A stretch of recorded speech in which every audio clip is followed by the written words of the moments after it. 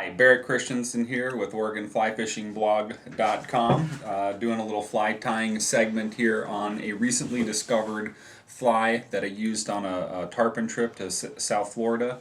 For the last couple of years, we've been hearing a lot about these different worm flies. Typically, they're a pinkish color. A lot of times they're extra stiff so that the worm itself doesn't flop over the hook. I've seen some of the flies and kind of always thought, well, an epoxy covered fly is going to sink way faster. You're not going to be able to lead the fish by nearly as much as you would if you had something that didn't sink as much. Well, being from the Northwest and having kind of a background in trout and steelhead fishing kind of had me come up with an idea. I can tie a pink fly that's stiff in the back, that doesn't weigh as much as something that's covered in epoxy, say, and that fishes incredibly well. On this trip, normally I fish kind of two different flies. Both have been featured on blog posts before. One's the toad fly, Andy Mill made famous, and one is my tarpon shrimp that we use for laid up fish in particular, but worked really well on sensitive fish. Well, this year, like I said, I was presented with this idea, which is going to be kind of highlighted in an upcoming book that Andy Mill has written, talking about these pink worms. And I personally have never fished a worm hatch. I fished in the Northern Keys. We don't really have them up there. Typically, when we have fish going bonkers, it's on shrimp or crabs or something along those lines. Under the recommendation of my guide buddy, Captain Carl Ball, he said, tie up some pink worms. So we tied this fly kind of like a Moal Leech type of pattern, in that the crosscut rabbit is wrapped on a post. It proved to be incredibly successful. I mean, it actually really caught fish, including one fish that we estimated at 180 pounds. The day before we hooked that fish, fishing the same spot, we hooked a fish that was so big that we never even saw it. It ran off about 300 yards of line and never jumped, and then finally wore through the shock tippet. So let's get to tying here. I've got a SC17 hook. This has been a fantastic performer for me for the last couple seasons.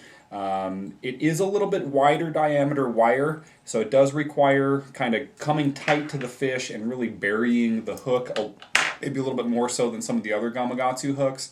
But the thing that I like about this hook is that I've never bent one out. That's the kind of the critical thing. On some of the other thinner wire hooks, I have. So I've got a piece of 100-pound mono here, and I'm going to lash that down onto the shank of the hook. We're going to cover that entirely up with chartreuse U140 thread,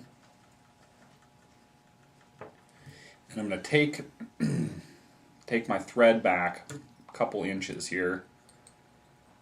I like an overall length of the fly to be about 2.5 to 3 inches max. You don't want them too big. You just want that thing to be out there and doing what it's supposed to do without having a huge amount of bulk. So what I'll do is I'll kind of just take my hand and that mono and hold the rabbit strip down to it and get a couple really good compression wraps.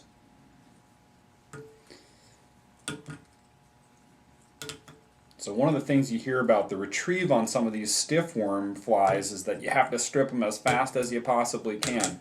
And while I have seen that be effective, with this particular fly, we were throwing into schools of fish and really kind of slow stripping it through the group of fish and having probably equally good results. So I think that there's a lot of room out there for development of techniques and stuff like that. So I've gone in, I've tied it down, I've taken my thread back to the shank. I'm going to take tear mender, awesome stuff, especially for adhering leather. Thank you, Jay Nicholas, for suggesting that. It works really well. Lay down a line there along that mono, and then carefully, so that you don't kind of mung up your rabbit strip, just wrap that forward down the shank of the hook, or down the mono post back there. Not a lot of overlap or a lot of overlap? No overlap. No overlap. Yeah, edge to edge, basically. Edge to edge, okay.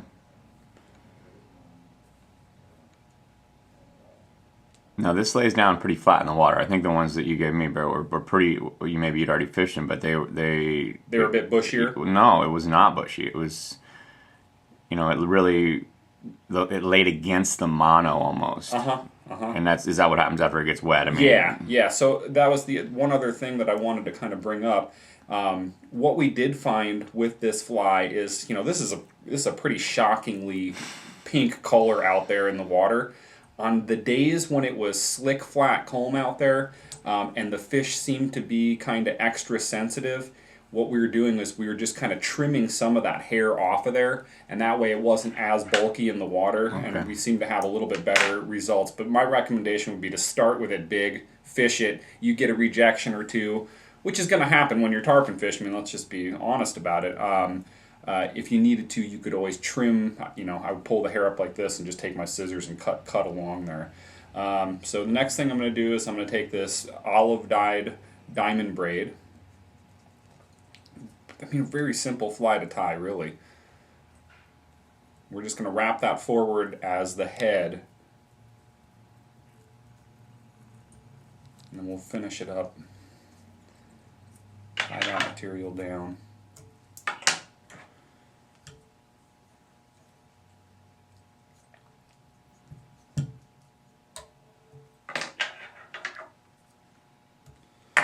So the last thing we're going to do is just kind of trim off that excess mono in the back. Any super glue on that anywhere? Yeah, a drop of super glue to finish off the fly will help, definitely. We might go over the top of that diamond braid with just a little thin bead of the Zap-A-Gap on there, and just to help reinforce it. Honestly, that wasn't one of the wear points. What would tend to happen more than anything else is, after an extended time of getting worked around in a fish's mouth, you'd lose the post a little bit, but no less durable than any other tarpon fly in that situation. So there it is, what I would like to call the mother of all Palolo worms. Fantastically effective fly for us in the 2010 season. One of my new favorites, and I hope it's one of yours too.